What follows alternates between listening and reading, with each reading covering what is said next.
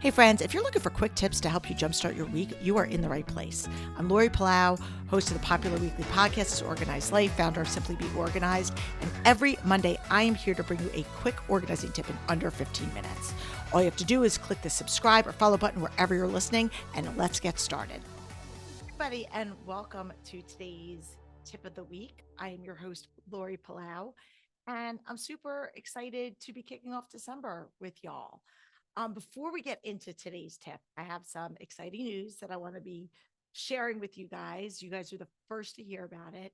And it has to do with our podcast and availability for it. So, if you've been a long-time listener, you've probably seen the evolution of increased ads throughout our episodes. Not so much in our tip of the weeks because they're super short, but in our long form episodes, you've seen again, we started with a little bit, and there's now several ads that run through each and every episode. And the reason why we have that is because our ad sponsors allow us to continue giving you great content for free. And so I know it's a double edged sword because I want to just be able to give you the free content without interruption. However, I need to be able to support the growth from a business perspective of this show, which is why we have ad sponsors. So we've been waiting for the right time, if there is such a thing. And I'm happy to announce that we now have an ad free option for you guys. And so currently it is available only for Apple listeners. So it's through their Apple subscriptions. So if you're listening on Spotify or one of the other podcast streaming platforms, we're going to either have to switch over to Apple or just hang tight with our and be patient with our sponsors. But if you are an Apple listener, you can absolutely just click that button and pay for, I believe it's like $4.99 a month. I'm not sure if there's an option for you to prepay for the year, but it allows you to not have interruptions throughout the episode. Now, one thing of a caution that I want to let you know, obviously we have a robust catalog of close to 400 episodes. And so we may have some of our back catalog. You may hear some host read ads, which are the ads by me that were already embedded in, and we are unable to edit those out at the time. But all of those commercial type ads that you hear at the beginning, the end, in the middle of the episodes, you will no longer hear those commercially type advertising. And again, we are only able to do that if you opt for the pay model, because again, we need to be able to continue to grow our team and support our team to be able to produce this podcast for you twice a week. So, whichever option you choose, I'm just grateful that you're here. So, again, you can continue listening for free with the support of our sponsors, or you could opt to support our show financially in exchange for ad-free listing. So, again, choice is yours. And I'm so, so appreciative for each and every listener. So, there's that. I want to now get into today's episode, which is an exciting one for me, but for a lot of people, it is like a wah, wah, wah, and it has to do with budgeting. So, as you may know, I am a little bit of a data nerd. I love spreadsheets. I like tracking numbers. I like doing it for my business. I like doing it in my personal life, and just kind of really um, making sure that I have a pulse on what's coming in and what's going out. I know for a lot of people, we have kind of two camps of people. We've got, our analytics folks who like to do that, and that's second nature. And then you've got our other people that are a little bit more free spirit and are just kind of like, we'll figure it out as we go along. So this episode might be really exciting for one type of person and a little bit dry for another type, but I think it's important for all of us, especially during the holiday season. And it has to do with keeping a budget for the holidays. Now, we've done episodes on budgeting in general, and I am all about that, but we're going to really focus in specifically on 5 different ways that you can um, reclaim control over the choices that you are making or that we are all making during the holidays. And it goes without saying, it is easier than ever to spend money. You don't even have to leave your house. You could sit in your pajamas, drinking a glass of wine, clicking buttons from all over the globe and buying stuff. I've done it. I did it on Black Friday. I actually did support local in person on Small Business Saturday, Cyber Monday, Giving Tuesday, all the things, right? So it is just literally a full month of consumerism, for lack of a better word. And I'm not trying to put a negative spin on it. I love buying gifts for people for the holidays. But if I'm not intentional about what I'm spending, it can easily go off the rails because I just want to be generous and I see things that people like and I'm like, I want to buy it and I want to get this and I want to get this. And before you know it, you're like overextended and you're like, and what started off as a blessing has become a huge burden. And we don't want that. And even folks, I know we have a lot of listeners who are either minimalists or they're aspiring minimalists. And they're like, we want to do experiences. We don't want to do physical gifts. We don't want to, that's fine, but that still adds up. So if you're taking a trip or you're going out to dinner or you're going to the theater or a sporting event, that still costs money.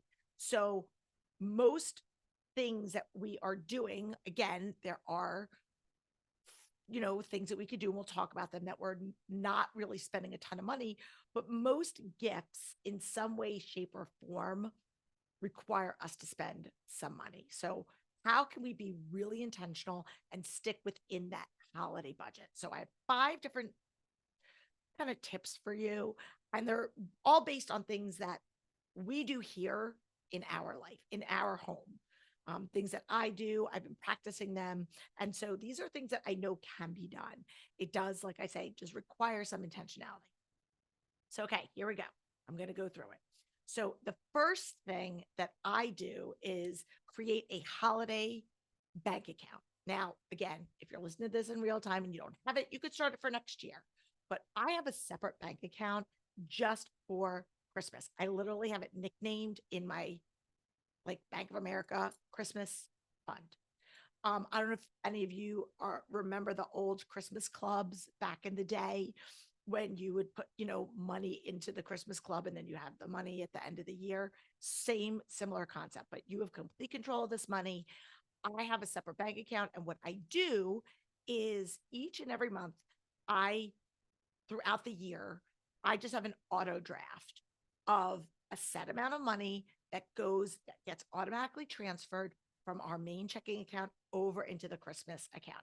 I also have one for vacation funds, but we'll do that. So that way I am building this little slush fund, if you will, for Christmas. So when it comes time to like start spending, I have this nice little nest egg because I know if I'm not intentional about saving throughout the year, it's going to come up, November, December is going to be here before I know it. And I'm going to be trying to use my regular budget to try to fund all of these gifts. And the math doesn't add up. So by doing this and being really intentional throughout the year, I'm able to then spend somewhat freely, if you will, like obviously within the confines of what that amount is. So you can set that budget. You can decide how much money you have each month that you can allocate. It doesn't matter if it's $50 a month. It doesn't matter if it's $500 a month. You could do whatever makes sense for you. But we do that. Like I said, I created a separate fund.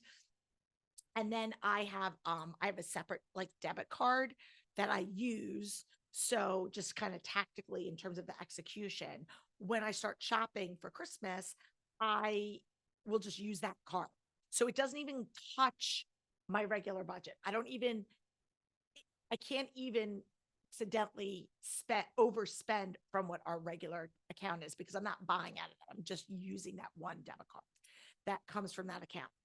If that's too much for you and you say, you know what, I really just want to have one central card that I do all of my transactions for, whatever your reasoning is, whether you want to get points or whatever it is, um, then you can just be intentional about that and then transfer that money into your account or pay the bill from that Christmas account. So, but again, for me, the easiest way to not overspend is to use the card that is attached with that account so that I just know and I can automatically see what I'm spending and what my balance is in real time. Okay, that's tip number one. Now, to take that a step further, the second thing I do is I set a per person budget. So before I start buying things, well, sometimes, if I like throughout the year, if I see something for someone, I'll just pick it up and buy it. But before like I officially kind of like kick off my intentional holiday shopping, I have a spreadsheet that I use. It's a holiday gift tracker. I'll link to it in the show notes so you guys can have it. It's also like an option right on the website. And you can customize it and be as nuanced and specific as you want or big broad strokes. I like to get pretty nitty gritty because that's just the way my brain works. So the way that I do it is I set a budget for each person. And again, it's not going to be, necessarily even across the board. I'm going to spend more for my kids than I am for somebody else. And, we have a lot of people that we buy for here. That is our choice. We love to do that. We've got a lot of extended family friends that are basically like part of our family. And so we like to, acknowledge them, even if it's with something small.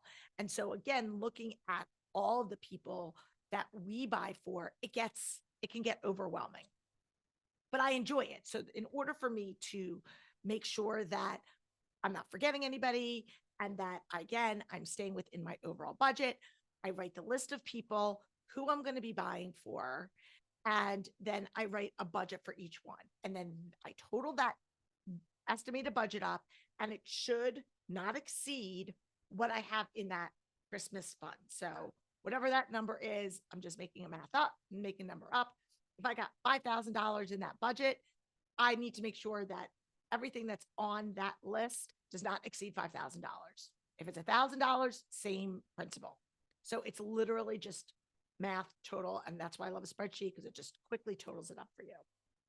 And then you can, again, you can play around with it, decide how much you want to allocate for each person. And I think also this is a great exercise in that whole quality, quantity, equitable gift, uh, dance that a lot of parents do, where it's like, I have 10 gifts for this person and only 3 gifts for that person. If you are going based on what the dollar amount is, and you say, listen, I have $200 that I'm going to spend for each of my kids. And I'm, again, people just making this up. You may spend way less, you may spend way more. It's neither here nor there. But if you say, I'm going to spend $200 on my kids, and one kid wants an Xbox and another kid is younger and wants a lot of little things, obviously there's going to be more things to open under the tree, or versus one big thing. Or I remember when our kids were small, we used to get a lot of concert tickets or sporting event tickets. And so those equaled more than like a sweater. So you can play around with the math, but we taught our kids that, again,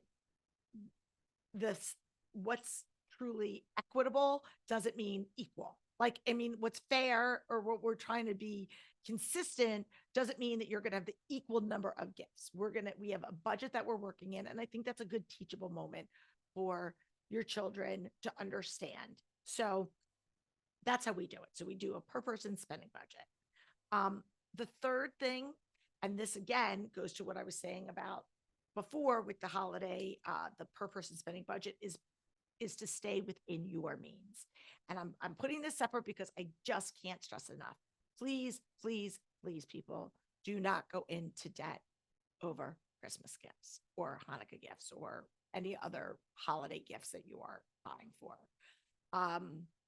Not a fan of debt in general, but specifically, please do not put yourself in a hole and wind up paying in January and paying interest on things that you bought in November, December. Okay. There's no shame in saying this year we may have fallen on hard times. I know that there's a lot of people who are struggling. People are out of work. I know the job market's tough. We have inflation, all these things. And there are some years that are filled with abundance and other years that might be a little bit leaner. And that is totally, totally fine. I think it's just important to communicate that without shame to your family and say, listen, you know what? This is going to be a little bit of a leaner year. We're scaling back. And it's also okay to say to people that maybe if you have, like I said, we've got this really long list of people that we choose to buy for, but there have been years where things have been a little tighter for us. And I've said to those people, you know, we're just not going to exchange gifts, or we're just going to exchange gifts with the kids because things are a little bit tighter this year. And there's no shame in having that conversation. Again, the true spirit of the holidays is not about the gifts. And it's a great acknowledgement. And I love buying gifts. I love buying gifts for other people and giving them. But if you are not in a financial position to do it, please, please, I implore you to just stay within your means. Which leads me to my next tip, which is creating lasting traditions.